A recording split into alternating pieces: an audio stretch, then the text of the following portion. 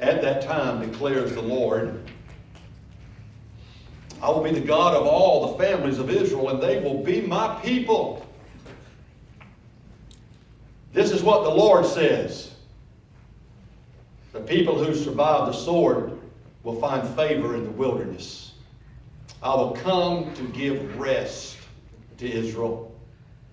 The Lord appeared to us in the past, saying, I have loved you with an everlasting love. I have drawn you with unfailing kindness. I will build you up again, and you, virgin Israel, will be rebuilt. Again, you will take up your timbrels and go out to dance with the joyful. Again, you will plant vineyards on the hills of Samaria. The farmers will plant them and enjoy their fruit. There will be a day when watchmen cry out on the hills of Ephraim, come, let us go up to Zion, to the Lord our God. This is what the Lord says. Sing with joy for Jacob. Shout for the foremost of the nations. Make your praises heard and say, Lord, save your people, the remnant of Israel.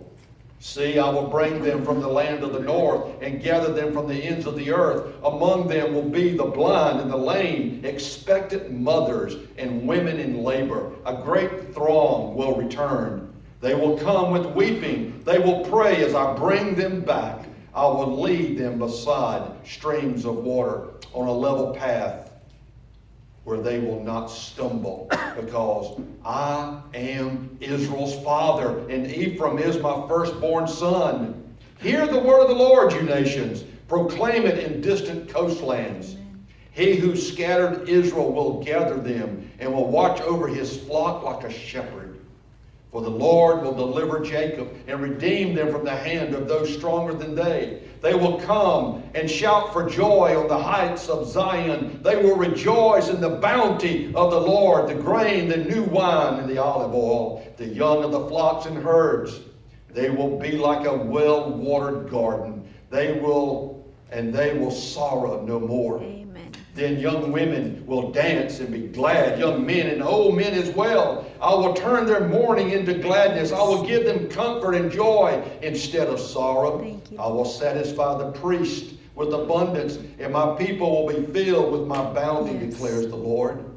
This is what the Lord says. A voice is heard in Ramah, mourning and great weeping, Rachel weeping for her children and refusing to be comforted because they are no more. But this is what the Lord says, restrain your voice from weeping and your eyes from tears, for your work will be rewarded, declares the Lord. They will return from the land of the enemy. So there is hope for your descendants, declares the Lord. Your children will return to their own land. I have surely heard Ephraim's moaning. You disciplined me like an unruly calf, and I have been disciplined. Restore me, and I will return, because you are the Lord my God. After I strayed, I repented. After I came to understand, I beat my breast. I was ashamed and humiliated because I bore the disgrace of my youth. Is not Ephraim my dear son, the child in whom I delight?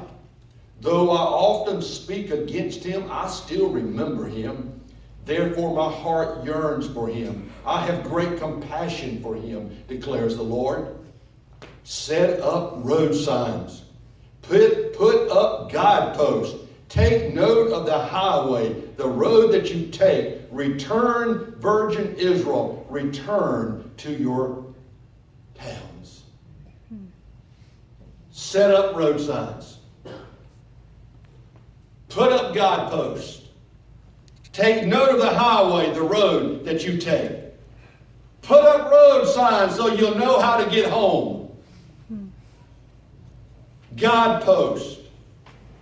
Put them up on the path back to God.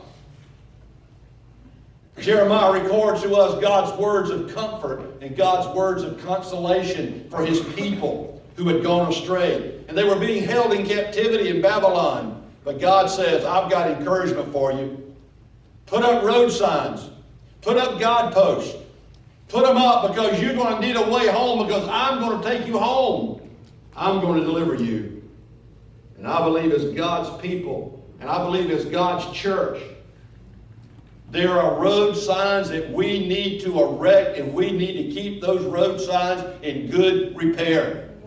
There are road signs that we need to establish in our families.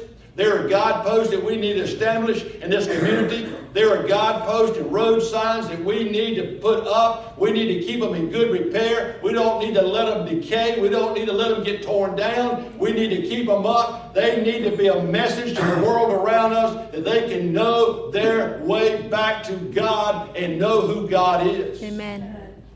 Yes. You see, we need road signs.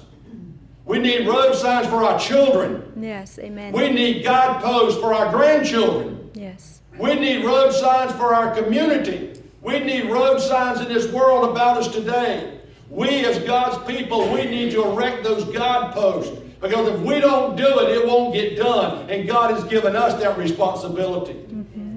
He told Israel, you're coming back. And you need a way back. And you need to know the path home. Put up guideposts. Put up road signs. There are many road signs that need to be established. There are many road signs to make for ourselves. We need road signs. We need road signs to remind us some days, because we're going to go through the valley. We're going to go through hard places. We're going to go through difficult places. Some days we're going to wonder, and we need to look at those road signs that we have placed. We need to look at those signposts and be reminded of who God is and what God has promised to do for us. We need to erect those road signs for ourselves and others. Yes. I want to take a few more minutes this morning. I just want to lay out to you right from this text. I want to give you 5 road signs. I want to give you 5 road signs, and there's many more. But these are 5 that I feel like the Holy Spirit